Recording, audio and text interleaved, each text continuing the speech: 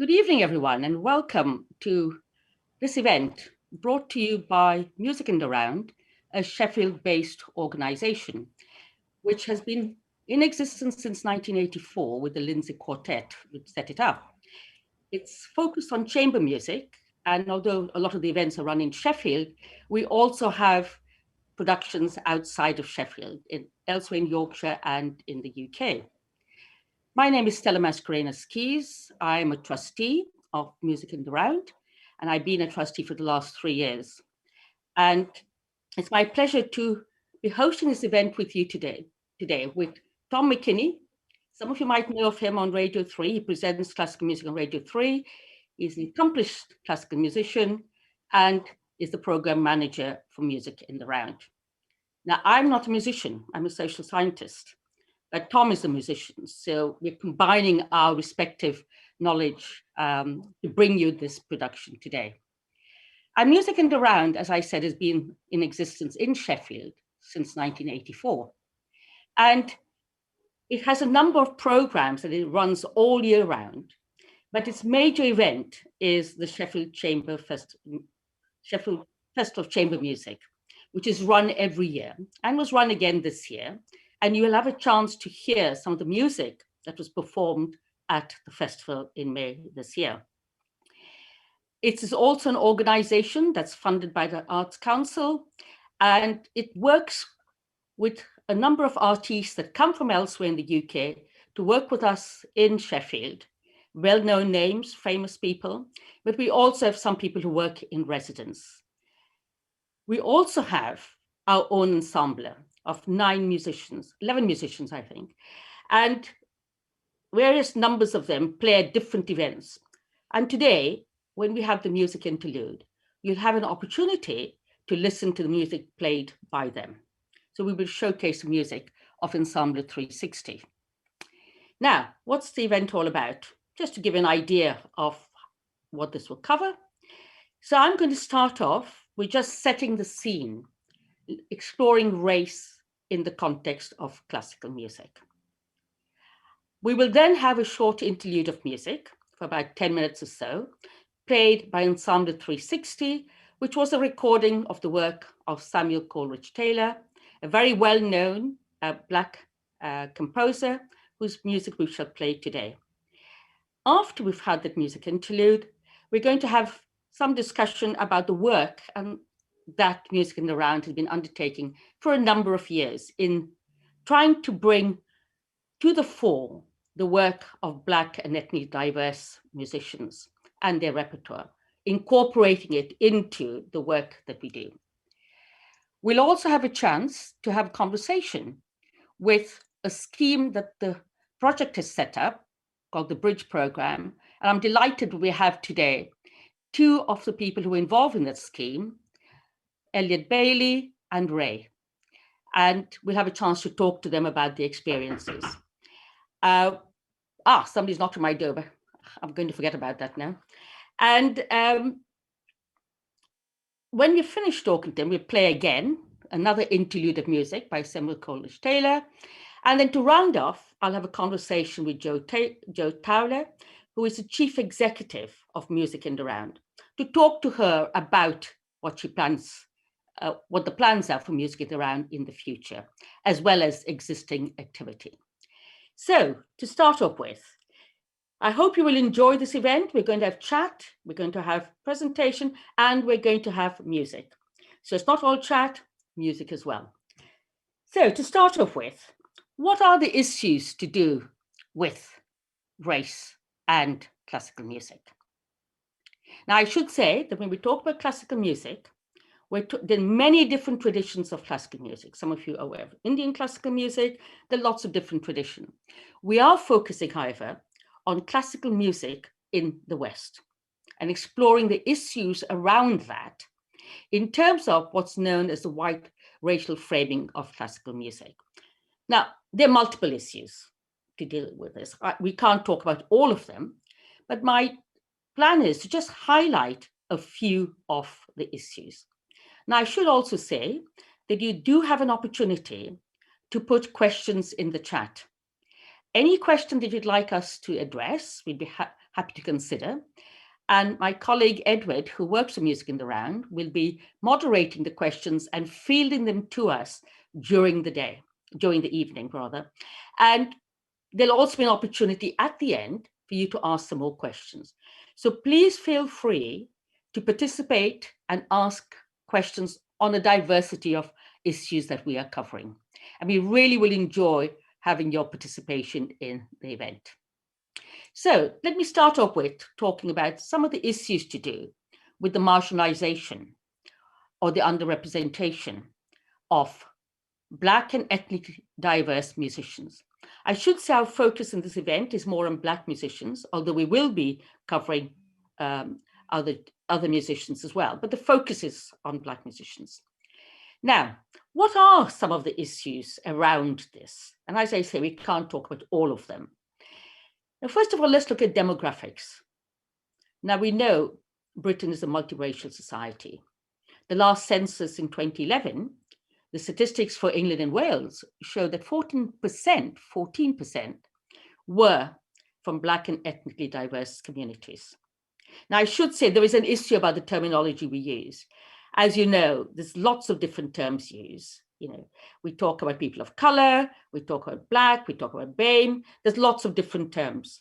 We tend to use in Music in the Round, Black and ethnically diverse. But in terms of demographics, when we look at what statistics are available for people of these backgrounds, it's quite difficult to find the data. Partly it's this issue of categorization. Which categories have been used? What terms? How are people being defined?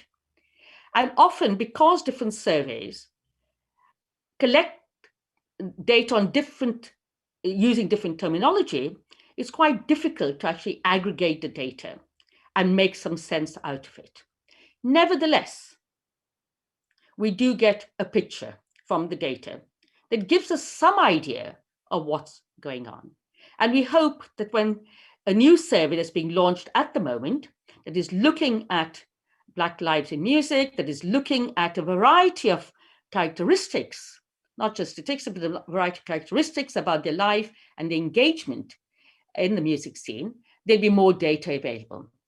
So we just have to live with what we've got at the moment. But as I say, the picture that we get is really quite interesting. So let's look at a number of factors, a number of aspects of this. So first of all, if we look at who are the musicians, who are the people involved in classical music?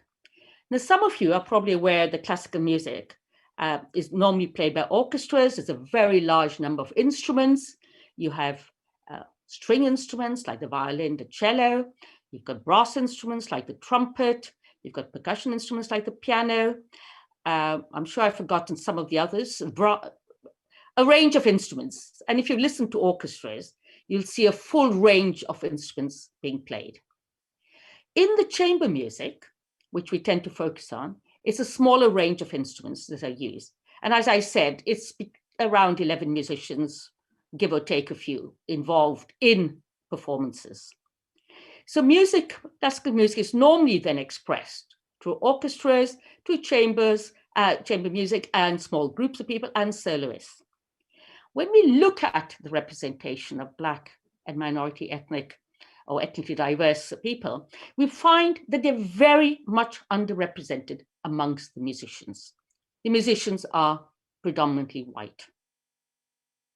When we look at the teachers in the schools or music colleges, a similar picture emerges. If we look at composers of music, it's a similar picture. Now, some of you will have heard of famous composers of music. You'll have heard of Bach, Beethoven, Haydn, Paganini, Rachmaninoff, more recently, Benjamin Britten. But how many have heard the names like Sambridge Coleridge Taylor, St. Georges Chevalier, women such as Florence Price, Evelyn Walker, George Walker, who won the Pulitzer Prize. There's a whole range of Black musicians, composers that we've not heard about very much. Very exceptionally, their work might be featured. So we've got this issue about not knowing very much about the composer, or indeed the conductors. So you had heard of Andre Perrin, Leonard Bernstein, but have we heard of Black conductors of music? Roderick Cox, for example. So there's a range of people who don't feature on a regular basis in performances of classical music. But it's not only who's not featuring, but as I said, the repertoire doesn't also include these composers. So the question is why? What's going on? And really, there are a number of factors. And if we just look at the pipeline, the young people coming into education, music education, again, we find it's predominantly white kids, white children from white families. Now, of course, getting a music education is expensive, especially if you want to become accomplished as a musician. So there's a question of, do you get music education in the schools? And as we know at the moment, with all the cuts in music, the government cuts, music education has taken a hit. So then it creates an issue about where do youngsters get the music education? Where do you get the money for tuition? To become an accomplished musician, you have to have a number of classes, a lot of tuition, which is expensive, which then raises the question about money, socioeconomic factors.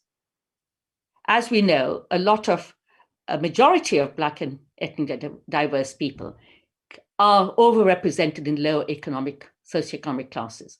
So there's an issue about having the money, having the resources, the financial resources to pay for tuition fees. This is also an issue for white working class kids. It's not just for Black and ethnically diverse. But there's also the culture that surrounds classical music. The perception is that it is a white middle class and upper middle class activity.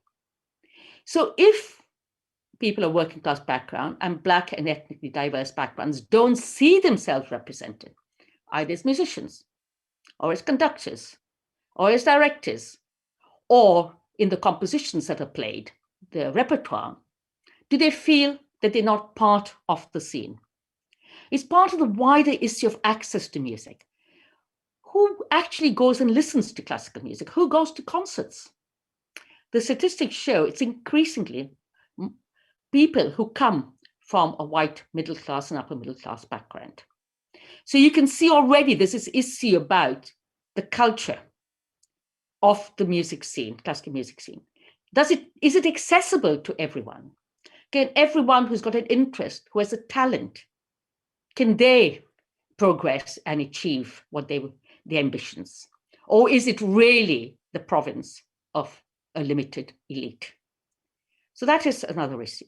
But then the other issue to do with classical music is the syllabus in music colleges. If you look at the syllabus of the music colleges, it's really interesting that it's predominantly, almost exclusively, white composers. Now, there are Black composers, but they don't feature. Now, take Scott Joplin. Many of you will be familiar with his work. I'm sure you've heard his ragtime work. He played, you'll have seen the film, The Entertainer. And the film called Sting. And he played, his music became very famous through that. But Scott Joplin was also a classically trained musician. And he actually composed Premonition, which is a ragtime opera, which combines opera with ragtime, but had tremendous difficulty getting his work acknowledged, getting his work played. Because whenever, and this was the experience of Samuel Coleridge Taylor as well, whenever the music of Black traditions, the rhythms from West Africa were introduced into the music, as Samuel Coleridge Taylor did, the music was regarded as inferior, not good enough. Yet Western composers, very often those who came from Europe, brought the folk traditions of their countries into their musical repertoire, into the classical music repertoire, and were lauded for this, were considered very good, but not so with the Black composers. Yet the Black composers were evidently good, because there's suggestions that Mozart admired them, Beethoven did, and there were some suggestions of plagiarism of their work and incorporated into the work of white composers. So evidently the music was good, but they were not featured. So you've got this whole idea then, this whole trajectory of difficulties of accessing classical music, right from getting a music education, of being able to have money to afford the fees, being able to fit in with the culture, being able to see music being played by Black composers, etc. So, is the picture still bleak?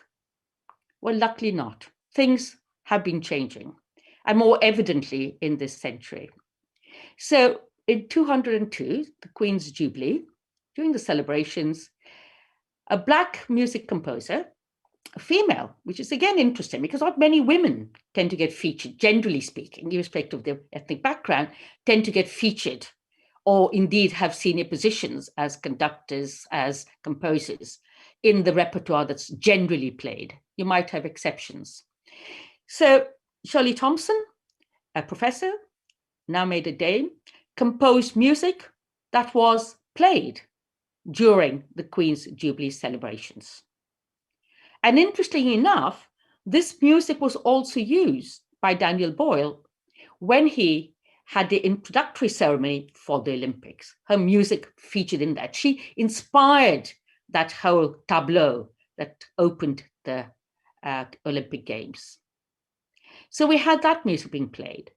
Now, we've also had the music of a new orchestra that was set up called Chineke.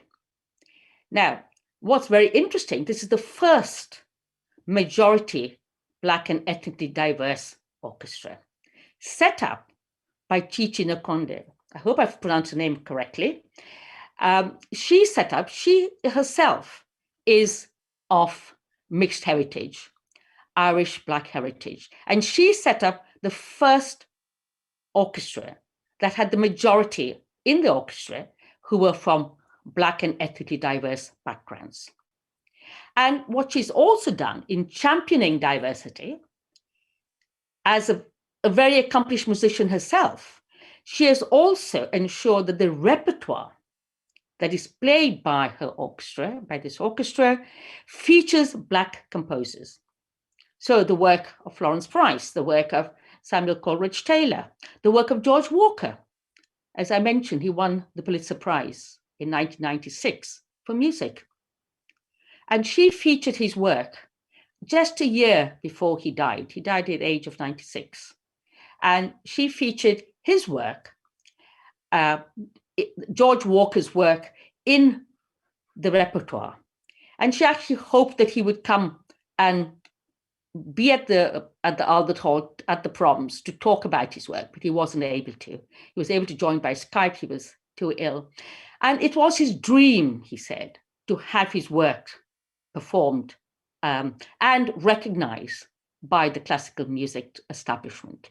And there it was, performed by Chineke.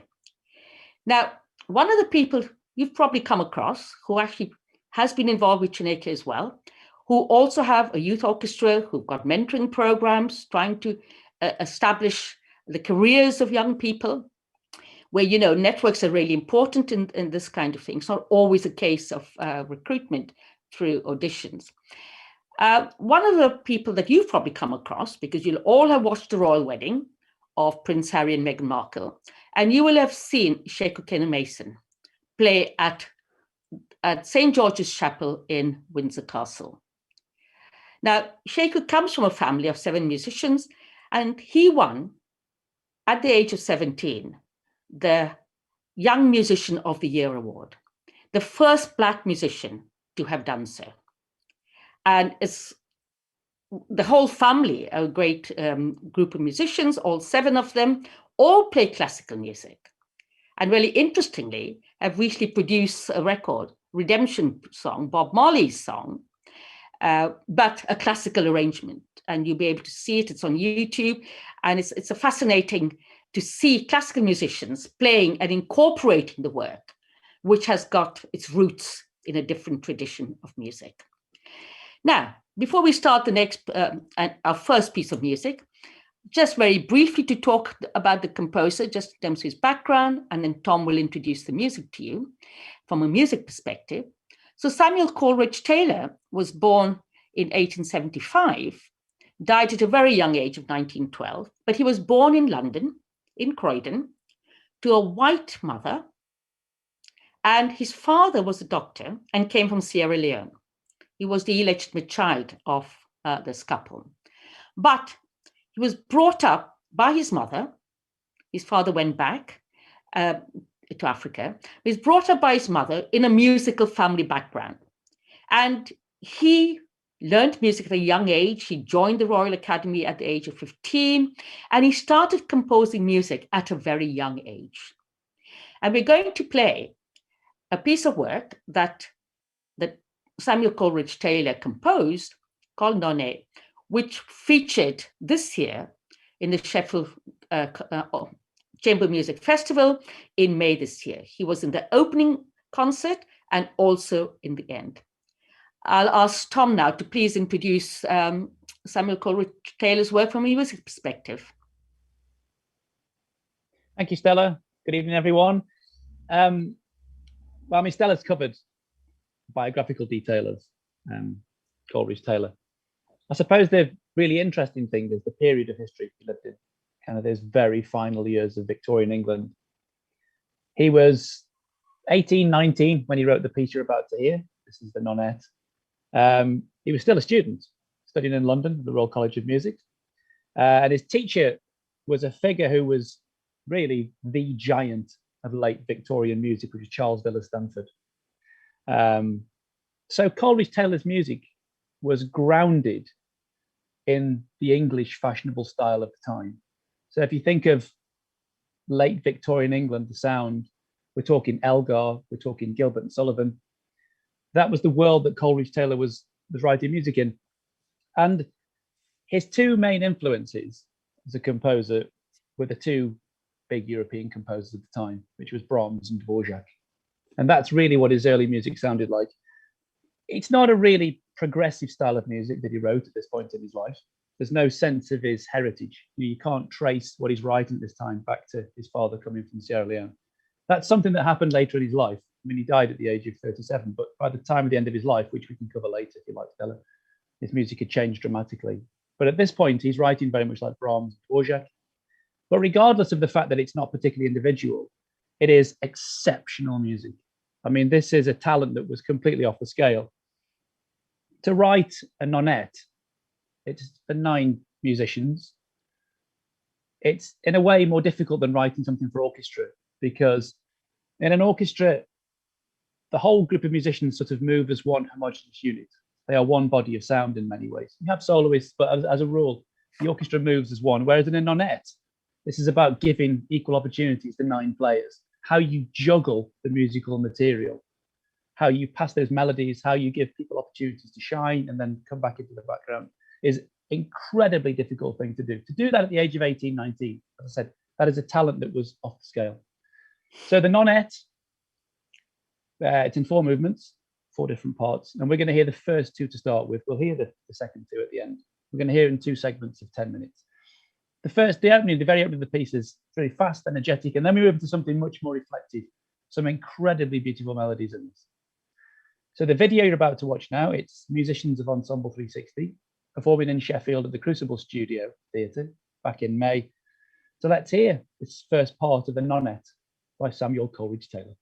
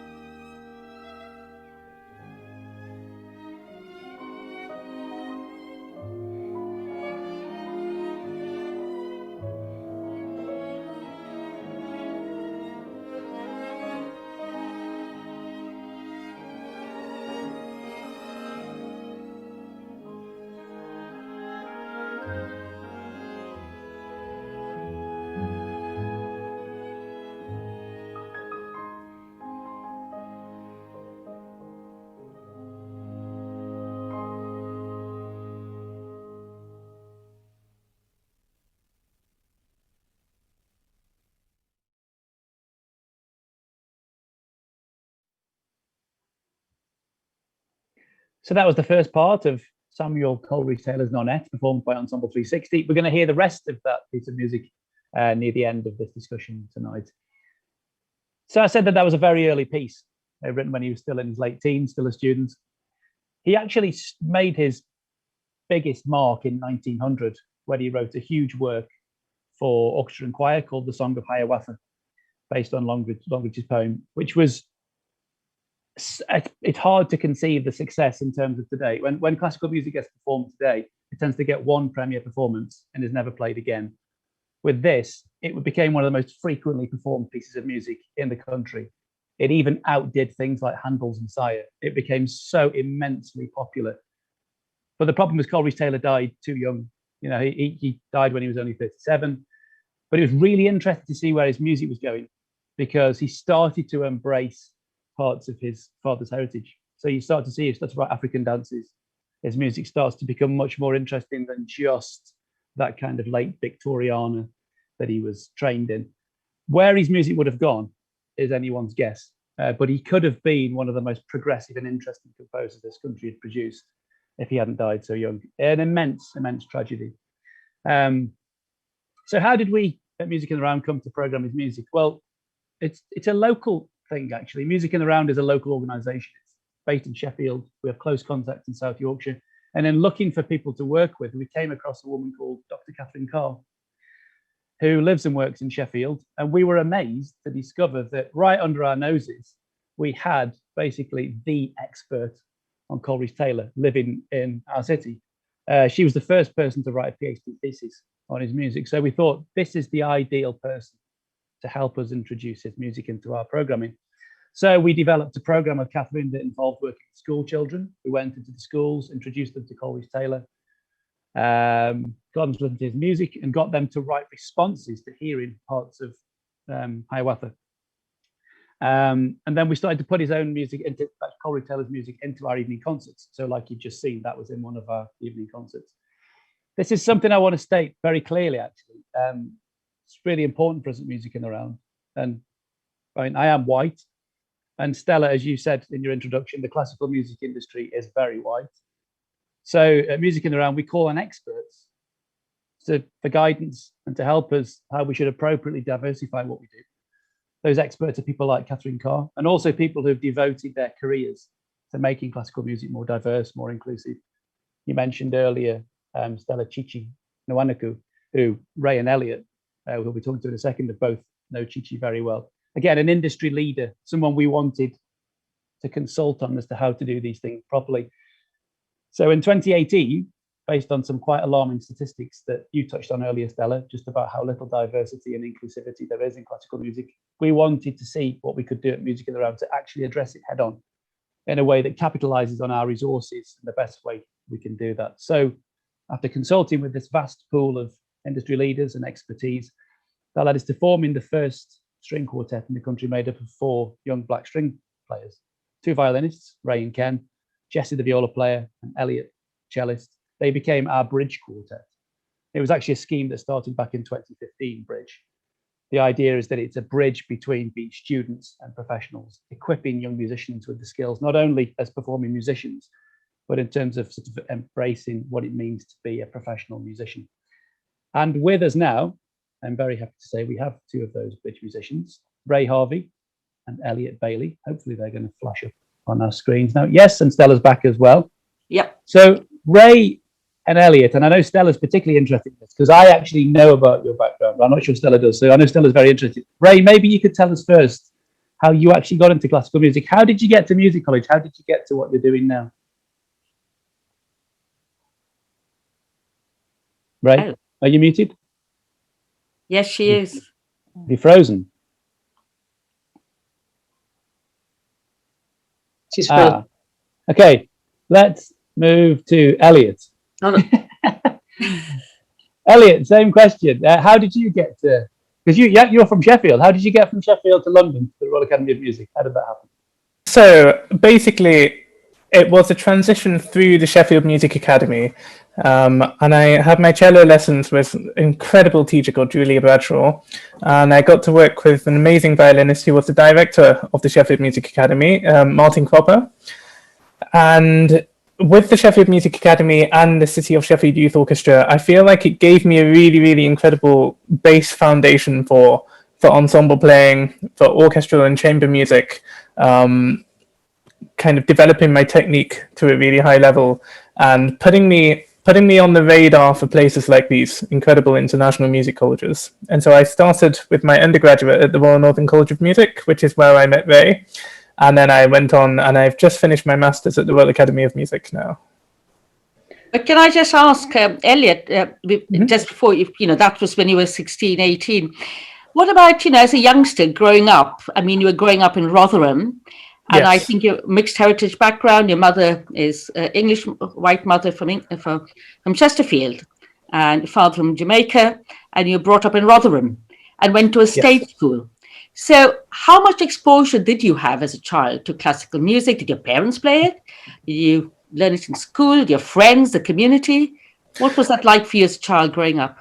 So I didn't have a massive amount of exposure to classical music, but my mum is an amateur opera singer, so she just sings a lot in her spare time. And so we always had classical music on in the house. And I have a few relatives on my mum's side that play the piano and I think like flute and clarinet and things.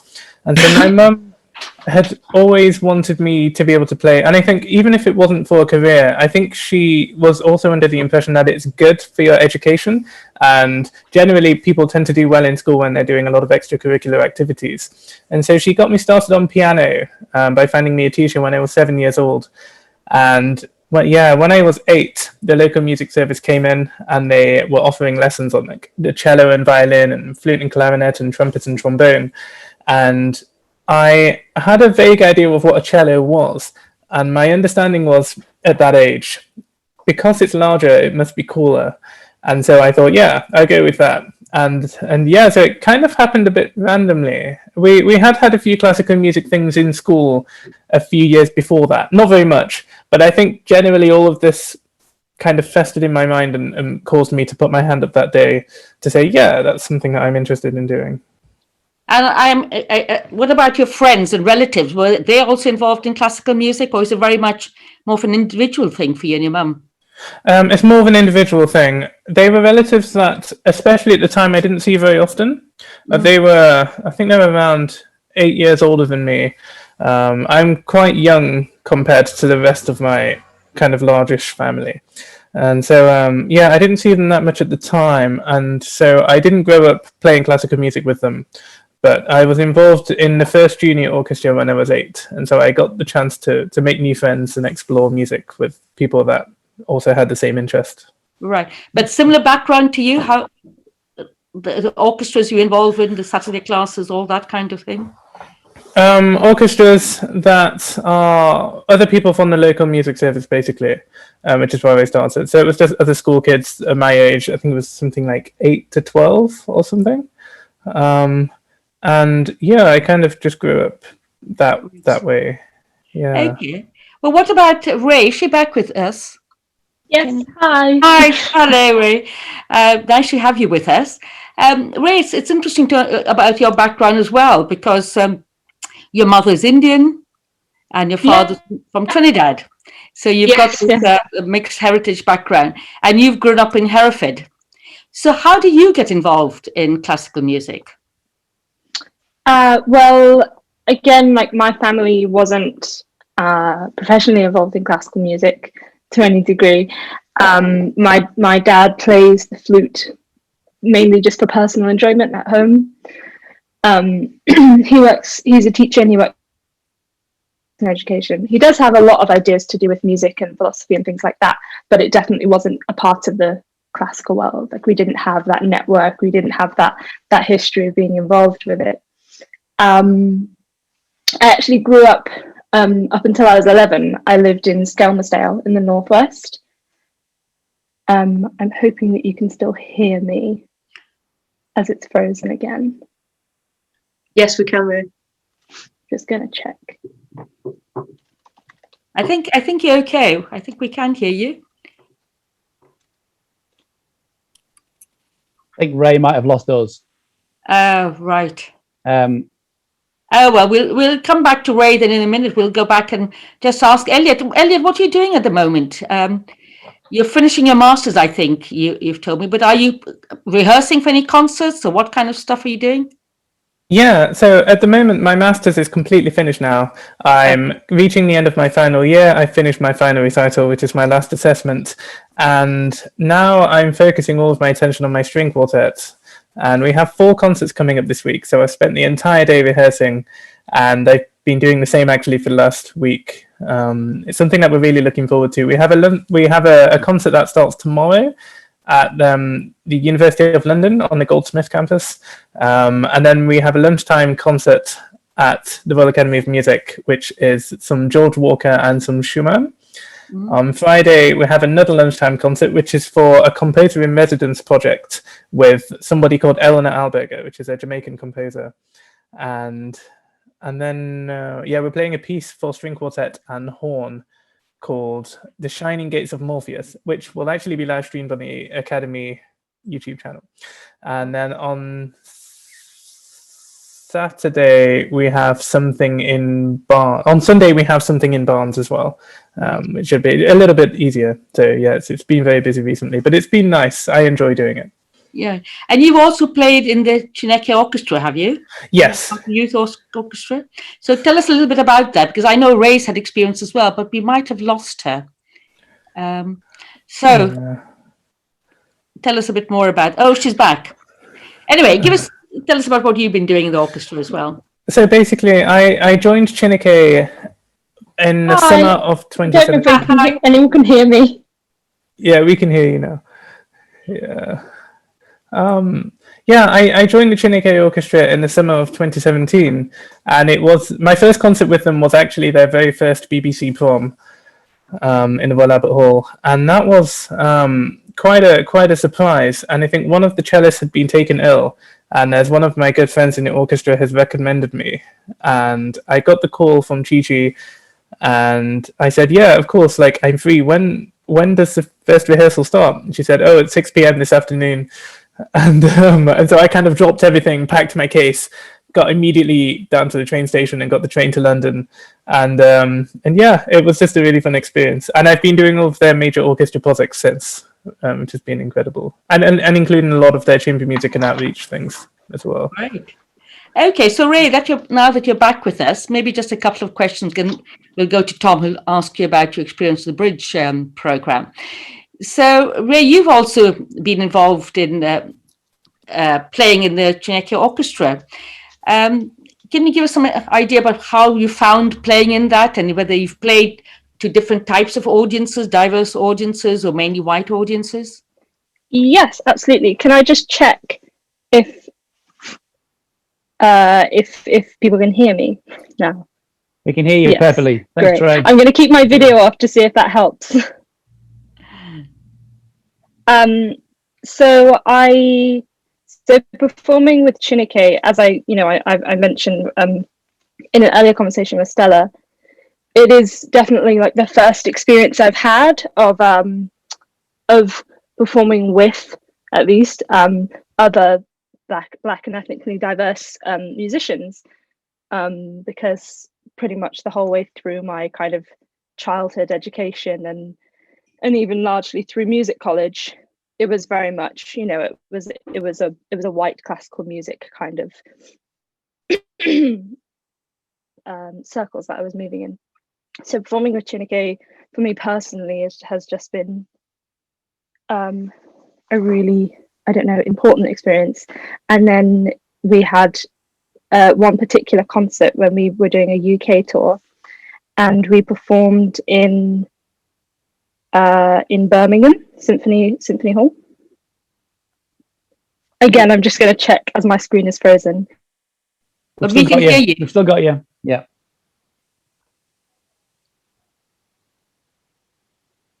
We had you. Oh, well, I don't know whether we have a chance to go back to at some point, but what was fascinating when she was telling me her story about playing for an audience that was consisted entirely of black and ethnically diverse people. And it was extremely moving, she said, very emotional, very moving. And people came to her later and said, gosh, we didn't know Black people played such music. We never heard this. It's so wonderful. And we're extremely moved by that. And this is really a question of accessibility, isn't it? About having, and this is something that Music in the Round is trying to do as well, to reach out to wider audiences, different sites, different programs, that sort of thing. But let's go back to the Bridge program, which is a key project within Music in the Round. And Tom, you know a lot more about that, and you're going to talk to Ray, hopefully, but certainly Elliot's there. Well, Ray's got a new background, so she's moved rooms. I've moved several rooms. Right. This one will allow me to stay. Ray, just tell us a little bit about when you were in Birmingham. What was that experience like? I tried to summarize it, but yeah, I heard. Well, I'm probably repeating what you said, but it really, it was a few years ago now, but it was so memorable because we performed to an audience that was nothing like any classical music audience that I'd ever performed to before. I think, Elliot, were you there? Yes. Yes, and you remember what I'm talking about, right? Absolutely. I don't know, to my recollection, the majority, or at least just a huge portion of the audience was from people with from Black backgrounds, and a lot of them, from speaking to them after the concert, a lot of them had never been to a classical music concert before. I don't know exactly what it was that had drawn them to this concert. Maybe it was the fact that on the poster and Chinike's whole ethos is about championing diversity in classical music. So they felt, okay, this is maybe a space that's made for us. And there were so many of the audience members stuck around after the concert and came and spoke to a lot of the musicians, and they were just very, very emotional, which also made me emotional, just saying, this has been the first experience of this that we've ever had, of seeing Black musicians playing classical music, just the sheer number of us and the quality and the kind of role modeling. One particular woman brought her daughter up, who was very young and very shy, and she's like, can she have a picture? This is so inspirational, which, for me it was a bit overwhelming, but it was, I just couldn't have even imagined having an experience like that as a child, as I have never had those kind of role models. The few Black classical musicians from the UK as well, I say the few, but the ones who are even highlighted enough that you see them in things like in high profile concerts and social media and things, they're very few. They're not that well known in terms of, even within the classical music circles. Sorry, I've gone off on a slight tangent, but even in the classical music circles, people that I know of my own age, as I said, a lot, it's still a very white kind of I don't know, society is the right word. And if I reference a particular Black classical musician, invariably they won't have heard of them. So even the fact that I've heard of them, that's because of the particular people that I know and the things that I'm interested in. It's still not a very well-known area of British classical music, I would say. Right. I'm familiar as well. I mean, the Bridge scheme that you took part in, the idea initially of Bridge was to, as I mentioned, to bridge that gap between being students and professionals. Because obviously at Music College, you both went to the Royal Northern. Elliot, you went to the Royal Academy. You get high quality instrumental tuition there. You get orchestral coaching, you get chamber music coaching, and so on. But the point of Bridge was, in a way, to equip you with those other things. How to be a professional musician, the other things that involves, because it's not just about how well you play an instrument, is it, to succeed? There's all sorts of other things. But this was quite unique, obviously, because it was about forming a Black string quartet. So Ray, why did that appeal to you? Because you'd already done Chinike. You were at a conservatoire now, so you'd proven yourself as a very, very good violinist. Why did Bridge appeal to you? Well, I suppose it was a combination of things. One was that, again, it was that experience of seeing something that looked like it was actually made for me, because a lot of the projects and groups that I've ever taken part in, it could be very easy to feel discouraged because there's no one there who looks like you. And that is just emotionally, that is I don't know, it has an effect. So I looked at this project and I was like, hang on, this maybe actually, maybe I was meant to see this. Maybe this is something that I'm supposed to take part in. And also at the time, which was, I think, maybe midway through my undergrad studies at the RNCM, I was, I think at around that time, that was a sort of period of me realizing and understanding actually that more of the issues around race in classical music, because it wasn't something that I'd been thinking about growing up or before I reached music college even, because that was just the norm, that it was very, very white, that you were the only one in the room invariably, like that. I never questioned that. So that, but at this point lots of things were happening, like my involvement with Chineke, that were making me question this and really want to get involved, understand more, and sort of put a bit of context to my own experience and start to do something maybe to help change it. That's really interesting, because that's an added layer of pressure in a way.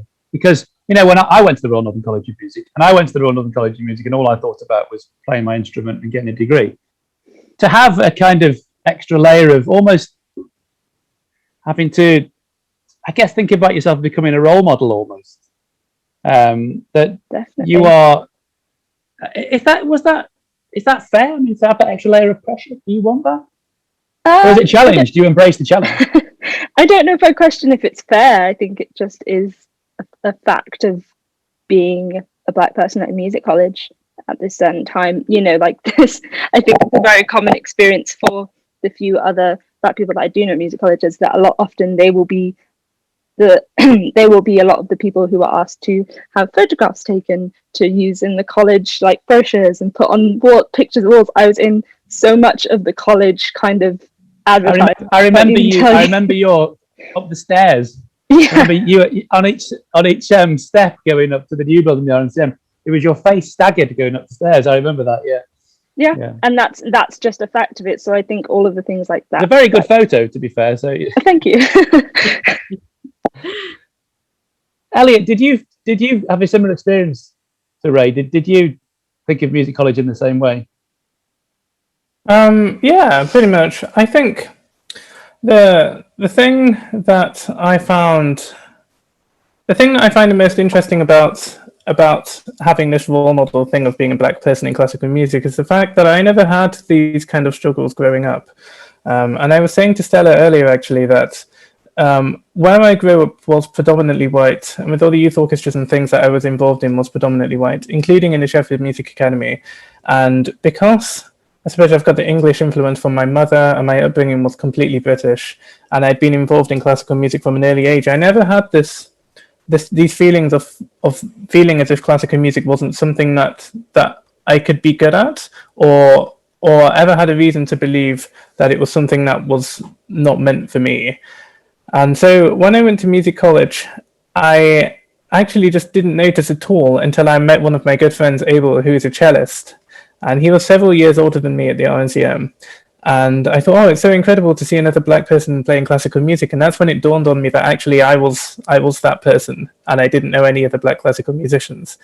But in the same way, I do kind of embrace the fact that I can be out and about and people can see more Black classical musicians, and I know that it's comforting to some people to see that it is something that is definitely achievable and that it can be for everybody.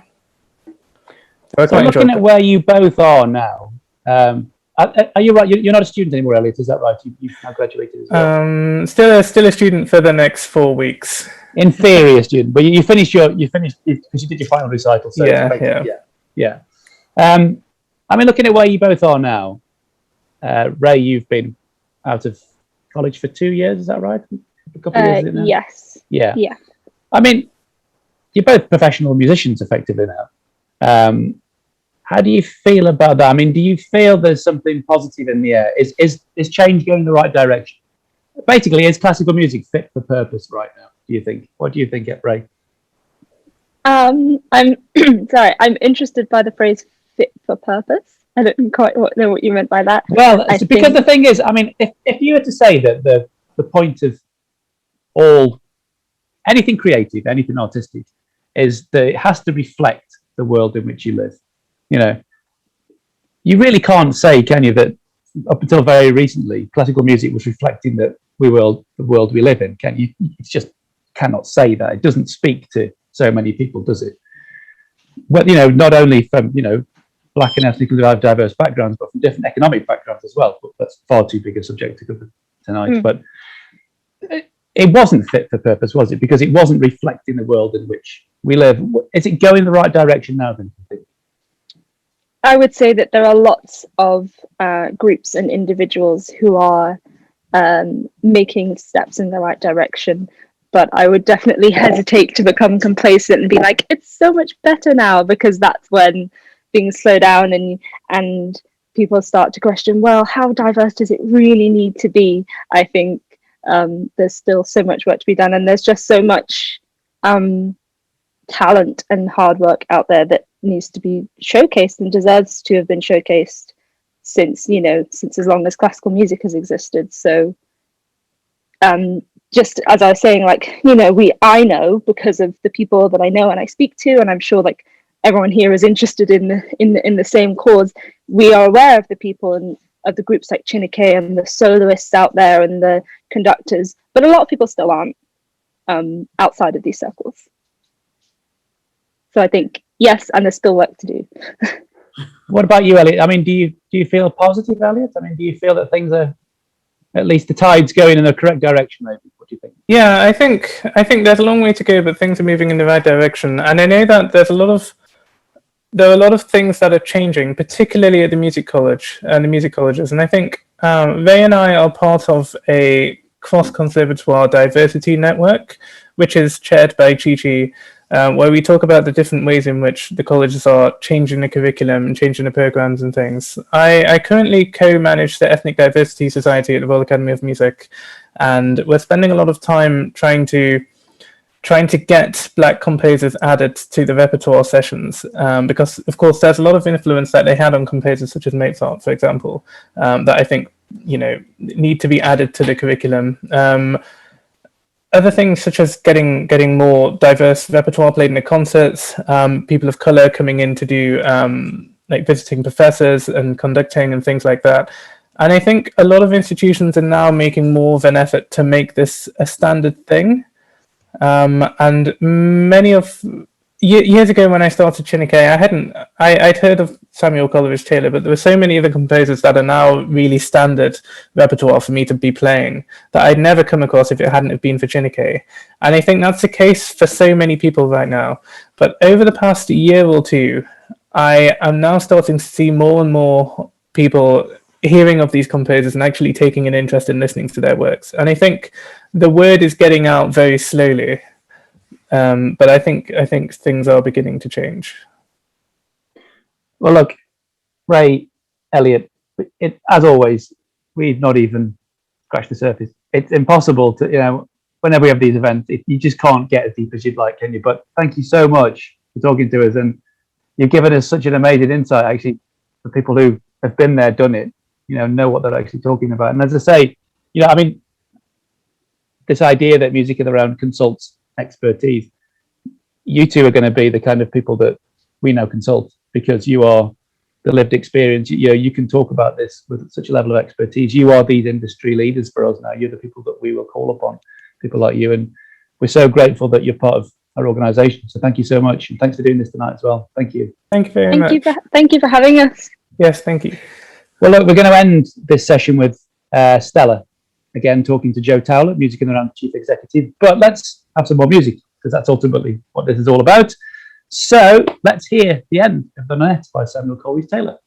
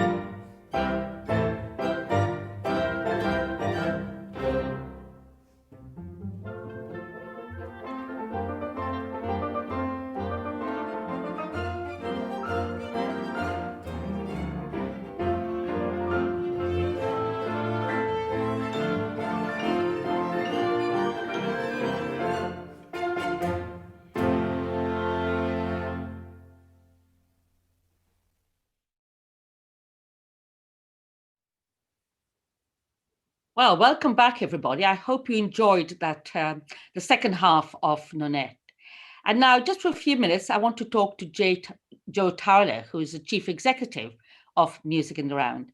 I've worked with Joe now for about 3 years. I mean, it's been great to see the developments have been going on in Music in the Round. We've got a composer in residence, singer in residence, rather, Roderick Williams. We've also worked with musicians from the Indian tradition. And I'd like to talk to Jo now, if she could tell us a bit more about what your plans are. Yes, thank you, Stella. I think I think a lot of organisations like ours are looking to see what we can do now and in the future to support Black and ethnically diverse musicians, female composers. It's really important that we kind of move beyond that sort of Brahms, Mozart tradition that Tom mentioned earlier. So Music in the Round, we, as Stella mentioned, we have Roderick Williams, who's our singer in residence and has been since 2016, and he's done lots of projects with us in schools, and that's fantastic. And talking of schools and inspiring young people, we are delighted that later this year, we are going to be premiering a new storybook project, which is for young people aged 3 to 7. So we take this into schools, and it's also for families. And it features a young Black female inventor called Izzy Gizmo. And she's an inventor, and she tries to make all sorts of things and tries to make a crow fly. And of course, there's a happy ending to it. But it's just so wonderful to be able to have a character like Izzy up there on the screen and having a piece written especially for a book in which she features. So that's going to be rolling out this autumn. And then next year, we are starting a new series called Sounds of Now. And that will be taken outside the studio. We were just sort of chatting along ourselves about the traditions that come in classical music, like when do you clap, where do you come in, how, all those sorts of things that people find sort of quite confusing and really off-putting about concerts. And so we want to take classical music kind of out of its venues into different spaces. And Sounds of Now is going to be a way of doing that, and hopefully working with people like Elaine Michener and Abel Selico, who Elliot mentioned earlier, and sort of putting classical music in a new context. And also kind of discussing it as well. So we'll be introducing it differently. We'll be having Q&As around it, and just kind of making it a bit more of a dialogue discursive, rather than walking and doing a concert and walking off again. And then also just looking further ahead to inspiring young people, we will be running our bridge scheme again, so that the scheme that Elliot and Ray were on, we are going to be looking at, once COVID is finally, whenever that happens, kind of done, and we can sort of get back to some sort of normality and able to work in schools with young people and put on concerts again. We will be working on creating Bridge 3, and Ray and Elliot, of course, will be consulted, because they did the second version of the scheme, what they learned from it, what they'd like to see differently, and also, as well as working with Chineke, working on that with Black Lives in Music, which is a relatively new organisation. But they're also kind of part of this trying to make a difference, so that it's not just organisations like Chineke that are presenting young Black musicians, that are presenting Black composers, but it becomes more part of the mainstream. And Black Lives in Music are kind of a sort of part of helping organisations like ours to do that. So, and we're very happy to kind of work in collaboration, because, as Tom said, we want to, I'm white, Tom's white, we want to be hearing from people who have the lived experience of racism, to be able to kind of make sure that what we do next is the right thing. And so we absolutely in consultation and in dialogue with people like Elliot and Ray and Black Lives in Music. So that's kind of sort of a brief highlight of what Music in the Round will be doing in the future. And to be honest, I just think it's actually really exciting. I think diversifying classical music in every way possible is absolutely the right thing to do, to make it reflect the world in which we live. I think that's so important. Ray, for example, although she's not really on our bridge scheme anymore, is still working with us and Sheffield Music Hub, going into schools in Sheffield, doing projects with young people. She's become one of our musicians that we work with, and she's kind of come through the bridge scheme, having those opportunities, and now we get to work with her in the future. And I think that's just fantastic. So, it's just wonderful to be able to provide opportunities for young musicians. So, yeah, very brief highlight of Music in the Round, and hopefully what's coming up in the future. Well, thank you very much for that. And of course, in terms of access, you've also been going into libraries, working with younger kids, and in areas of Sheffield that don't normally come to classical music, Parsons Cross and Manitop and Crystal Peaks and Darnell. Yes. And very interesting to get, more people coming in from different backgrounds, whether it's ethnic or class, coming into music in the rounds activities. So that's great. And I have to say that being on the board of trustees, it's been wonderful, because I'm not a musician. I have an interest as a social scientist, but I've also personally got an interest in this whole issue. And I've been taking the lead on EDI, equality, diversity, and inclusion. And the board has supported this. We've had an away day where we've discussed it. We've discussed it meetings, at board meetings, looking at their repertoire, looking at how we can be inclusive. So it's great to have from the board of trustees, from the chief executive, this support to follow on this new approach. Now, just before we close off, I'm just wondering whether we've got any questions from the audience. Edward, I think you're monitoring questions. Yeah, we've had a number of questions in. So the first one that I'd like to ask is for anyone, but I think particularly for Ray and for Elliot. How would you recommend that musicians from Black and diverse ethnic backgrounds take their next steps and pursue a career in music? What advice would you give to young musicians in that position? Ray, do you want to kick us off? Sure. I think that part of it is to go for every opportunity you see, even if you think that you're not necessarily, I don't know, if you don't feel quite qualified already or the perfect person, just go for things. All of the opportunities that I've ever had have most of them just been very wild stabs in the dark of applications and things that I didn't know how they were going to turn out. So I don't know if that's quite what the question was about. But it's great advice. Elliot, how about you? What would you? I would just say always be aware of your capabilities and don't let the fact that you may look different to someone, or that you may think of yourself in a different way, or that you have a different upbringing or understanding of music, don't let that be a reason for why you can't continue doing what you're doing. Great. And also, sorry, just on the more practical level, that there are like all of these things that I mentioned that I didn't necessarily know about when I was starting out, about like junior conservatoires and specialist schools. If you're interested in that kind of thing, there's so many of those opportunities around the country. So hopefully a lot of them are just available through a bit of research if you don't know about them already. And there's a lot of scholarships as well. So there are many opportunities. Much of these things are means tested as well.